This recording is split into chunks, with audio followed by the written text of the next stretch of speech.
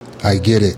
You're tired. And this isn't the kind of tired where you can just sleep or eat something and then you're going to feel better. No, this is the type of tired where your soul feels like it needs rest. What do you do when you feel mentally, emotionally burnt out, when you feel spiritually exhausted?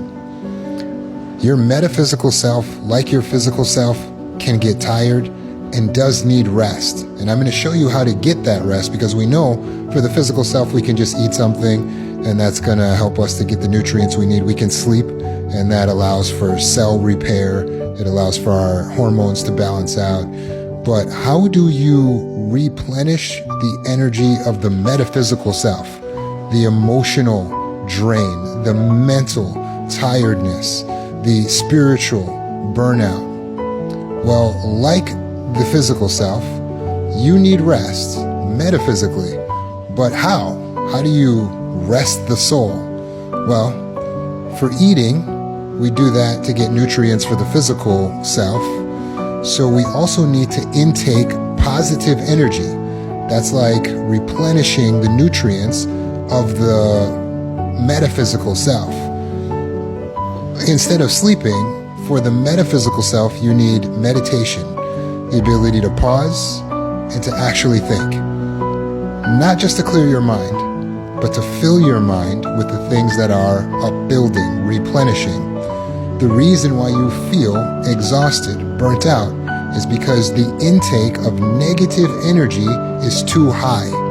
It's coming from toxic people, unappreciative people. It's coming from your thoughts being negative, your focus being negative, you feeling like you're not accomplishing anything, you feeling like you don't have anything to show for the hard work that you're putting in, you taking on a little too much and feeling overwhelmed. It is these things that's causing your soul to feel tired, so that even if you sleep, you wake up and you still have this tiredness because you are carrying too much negativity.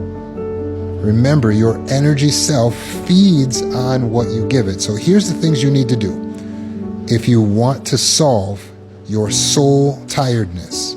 Number one, you need to cut off people that are toxic and unappreciative.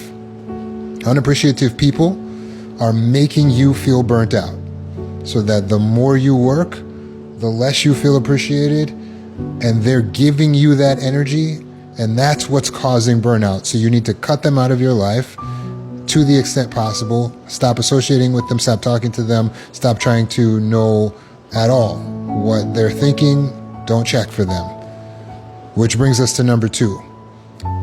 Stop seeking out other people's opinions. In fact, avoid knowing what other people's opinions are, specifically of you and your work. Don't do your job for the approval of others. Stop seeking the approval of others entirely. Don't look for their validation. Don't look for their support. Don't look for their love. These are things that you must give yourself. Don't look for it in other people. Next, don't try to take on more than what's comfortable anymore. Please don't forget. When you try to work too much or take on more than what's comfortable, sure, Mom, I'll take you to your appointment. Sure. You're saying yes to everything. You're failing to set boundaries, and therefore you're not advocating for your soul.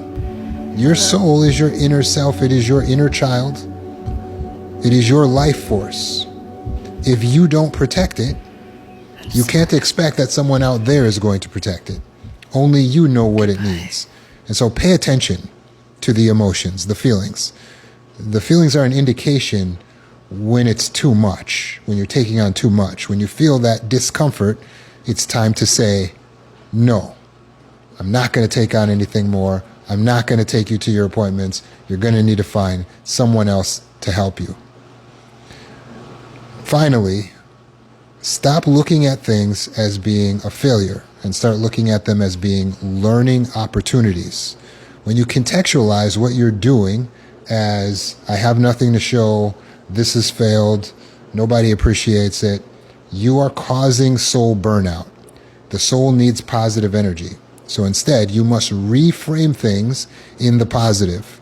I am accomplishing things. Find the things you're accomplishing and make a physical list every day. until you're healed. Think about the things that are good about what you're doing. Find the things that are aligned with your purpose. And be purpose-driven, not fear-driven. Be purpose-driven, not emotionally driven. Be driven by a goal.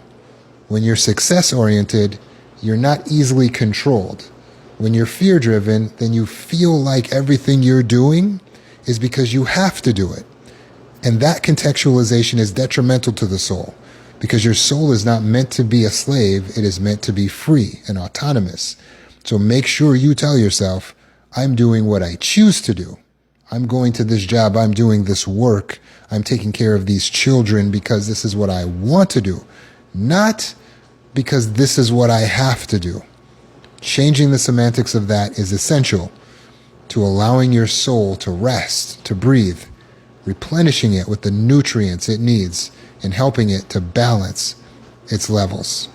If you want to learn more, enroll in Healing School at healingcourse.org.